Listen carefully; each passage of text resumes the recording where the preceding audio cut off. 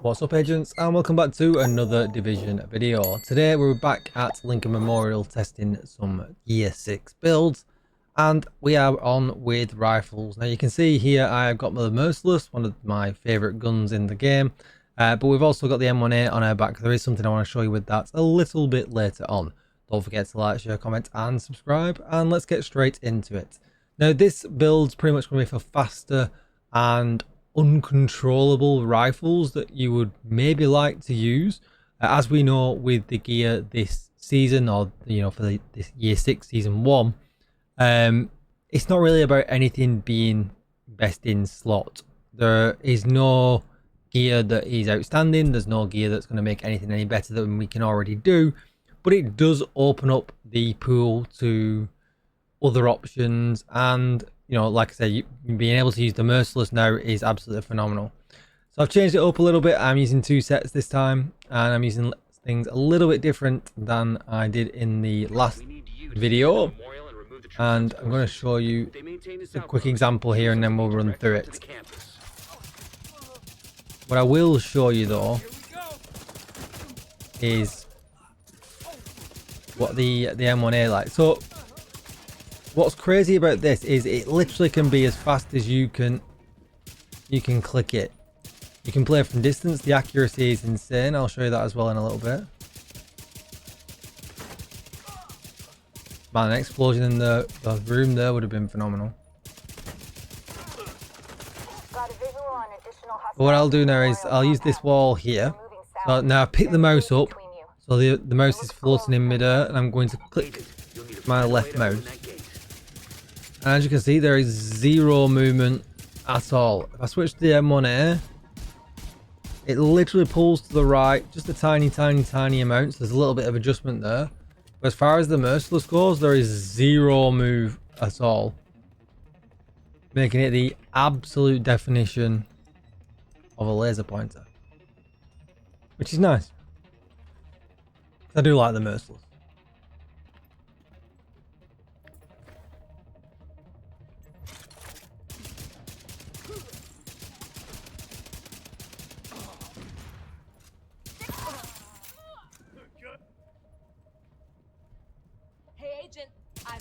What's up, agent?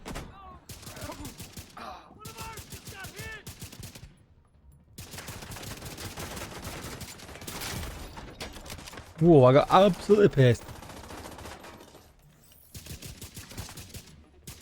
Now, survivability wise, it's going to be... Well, I caught him there with the explosion. Nice.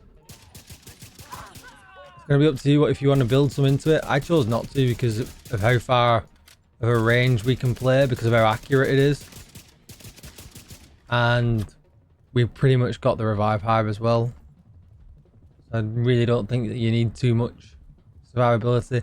And I even think you might even be able to take this into a legendary with a healer buddy friend and do a lot of damage. I do kind of wish that they would go back to the damage to health with the Merciless. That would be really nice, but don't see that coming anytime soon. That explosion is super nice though, when it procs like that and you've got them all in a nice little area.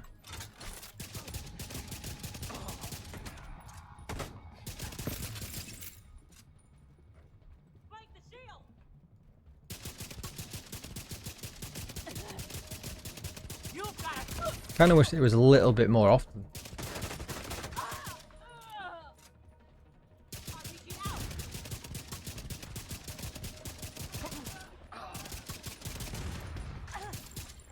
It would definitely have killed them back in the day if you'd have got the explosion off like I did then. It would have just wiped the health bars out. I suppose that could cause a lot of issues nowadays with PvP, considering our health bars are lower. But you don't even really have to focus too much on the heads. You can just literally go body shots with this as well. So, if you're not a headshot expert, obviously I am absolutely mean when it comes to headshots, but get around this fella. Bro, I'm over here. They got a shield. Yes, but I'm over here. What are you shooting down there for? You just noticed I've got a shield, but then you continue to shoot over there. All clear. Anyway, good old AI. Good old AI. No, that can't be all of them. Check the interior. Alright, so I showed you it with the Merciless, I showed it you with the M1A. Let me know if you're running this build with any other guns. I would be interested to know the results. But let's take a minute to take a look at what it is. So the stats for this bad boy: 58% crit chance, 122% critical hit damage, 95% headshot damage. And here is the gear that we are using. Now, generally, I would never use Overlord more than one piece. Fox's Prayer would kind of be, kind of it. But the 2 and 3 piece bring a lot of versatility, accuracy, and 30% weapon handling, because that got a buff a while back, and it is now pretty huge.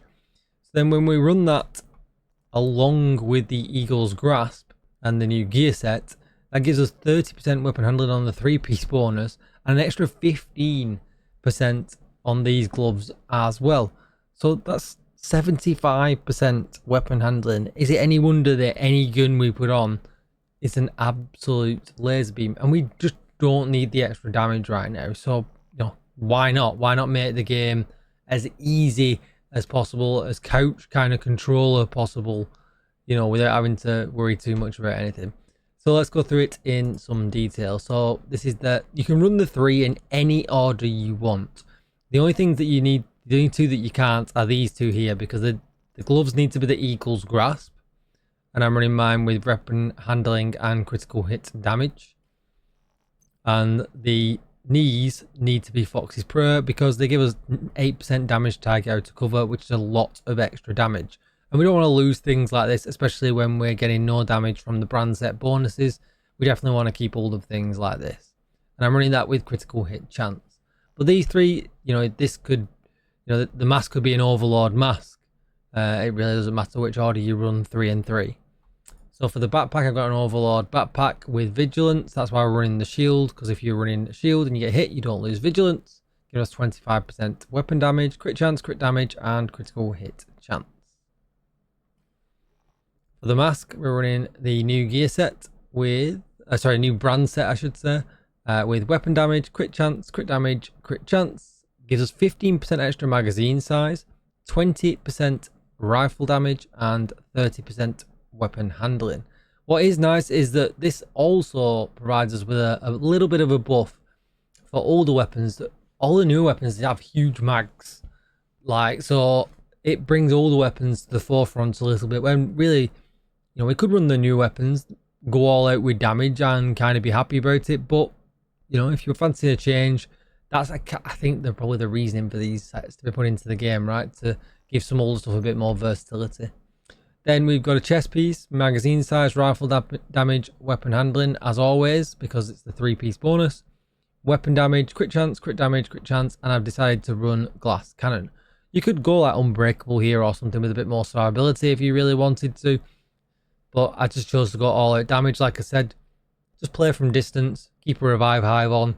There's nothing you're not going to get through. Although it can get a little bit hairy with glass cannon. And then a holster, an Overlord holster with crit chance, crit damage. Shield, because we're using Vigilance, is pretty much a necessity. And the revive hive for the extra life. I took the TAC 50 specialization because we get bonus headshot damage, bonus accuracy, and things like that from that, because we're using a rifle. Remember, them buffs only apply to rifles and marksman rifles. But yeah, this is a lot of fun. Really, really nice. And like I said, I'll lift the mouse up in the air again now.